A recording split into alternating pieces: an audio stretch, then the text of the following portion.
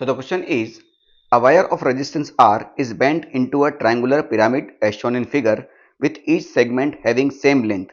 The resistance between point A and B is R by N. Then the value of N is. ठीक है, तो आपको A और B की जो रेजिस्टेंस है वो कितना दे रखा है, R by N दे रखा है.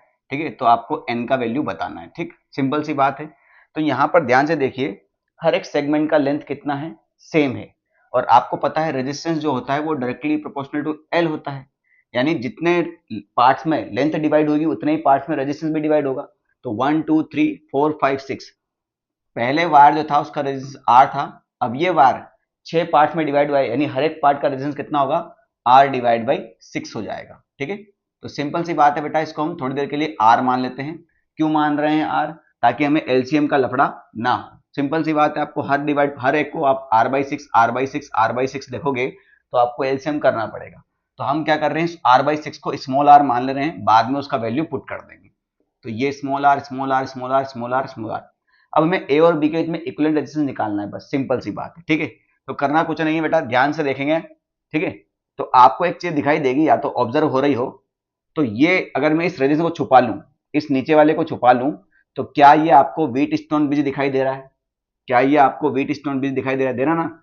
अगर मैं इसको छुपा लेता हूं तो भैया यही दो resistance P Q R S और ये बीच का ये हट जाएगा. तो ये व्हीट स्टोन ब्रिज खत्म हो गया, तो इसको हटाना है, तो इसको यहां से हम टोटली हटा लेते हैं. ये लो, काम खत्म. तो ये दोनों किस में आ गए, सीरीज में. ये दोनों किस में आ गए, सीरीज में. ये किस में आ गया, इन तीनों के साथ पैरेलल में, दोनों के साथ. तो ये बनेगा आपका इस प्रकार से. ये क्लियर हुआ कि नहीं? तो ये 2R, ये 2R और ये R डन है. ये लो भैया, अब इनका बस तीनों का निकाल लो. आप वैसे चाहो तो 2R को फिर से R और इस R और R को R/2 डायरेक्ट लिख सकते हो. ठीक है, अदरवाइज अपन ये तो जानते हैं कि 1/R इक्विवेलेंट कितना हो जाएगा बेटा अपना, 1 divide by 2R plus 1 divide by 2R plus 1 divide by R. इन सबका एलसीएम कितना आ जाएगा, 2R. तो ये हो जाएगा 1 प्लस 1 प्लस 2. तो कितना हो गया बेटा ये अपना 4 डिवाइड बाई 2R. तो R इक्विवेलेंट उल्टा करेंगे बेटा, तो ये हो जाएगा 2R डिवाइड बाई 4, फिर से R डिवाइड बाई 2. अब ये R इक्विवेलेंट कितना दे रखा है आपको, R बाई N के बराबर. ठीक है, तो इसको यहां पर ये जो R बाई N है ये किसके बराबर है, R डिवाइड बाई 2 के.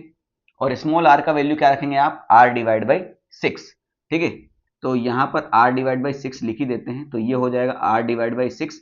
R से R खत्म हुआ तो N का वैल्यू कितना आ जाएगा बेटा, सिंपली आपका 12, जो कि ऑप्शन नंबर डी में है. ठीक है.